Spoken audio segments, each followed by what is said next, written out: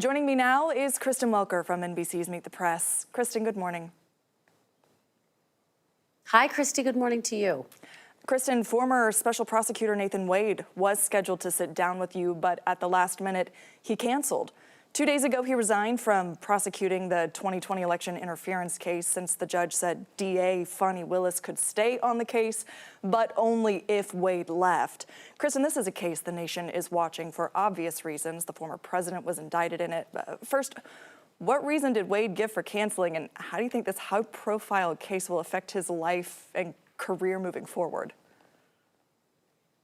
Well, Nathan Wade canceled late last night, citing a family emergency. He was due to be here live on set for an interview with Meet the Press. Look, I think big picture, the questions about what happens next in Atlanta have everything to do with the big picture of how Trump's legal dramas are playing out. The fact that his campaign has had this strategy of delay, at this point, it seems to be working. We are seeing this delay in the case in Fulton County, of course, because the court had to deal with this matter, this relationship between District Attorney Fani Willis and Nathan Wade. Nathan Wade, as you said, has now resigned from that case. So that's already been a 2-month delay. The question is, when will this case go to trial? Will it go to trial before Election Day? And even if it does, is there now a cloud that is looming over it that will create a challenge? For his part, former President Donald Trump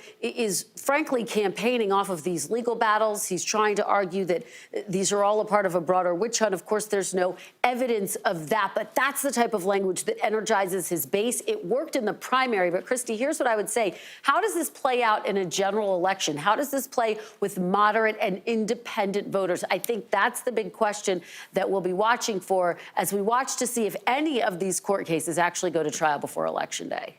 And obviously, this past week, we had the Georgia primary, so we learned that both former President Trump and current President Joe Biden became the presumptive nominees for their parties, which, of course, will become official when they have the conventions for each one. But, I mean, so far, we've mentioned how Trump is campaigning off of this. Is there any concern that it could hurt his presidential run? And how do you think this case is impacting President Biden's run for November?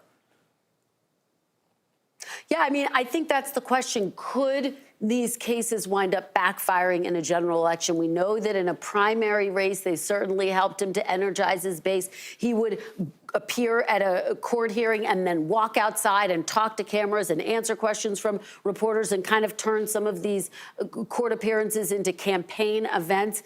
If these cases do go to trial, and that hush money payment in New York was supposed to go to trial at the end of the month, that's now been delayed for at least a month. Will he be able to gain the same traction? Because it could look a lot different against the backdrop of a general election for some of those voters who he's got to win over. I think for his part, the question for President Biden is, does he continue to do what he's doing, which is to walk a fine line and not really talk about his legal cases, or do his surrogates start to weigh in a tougher way as it relates to Trump's legal battles? That's what we'll be watching for, Christy. All right, Kristen, thanks so much. Meet the Press airs at 10 right after 11 Alive Weekend Morning News.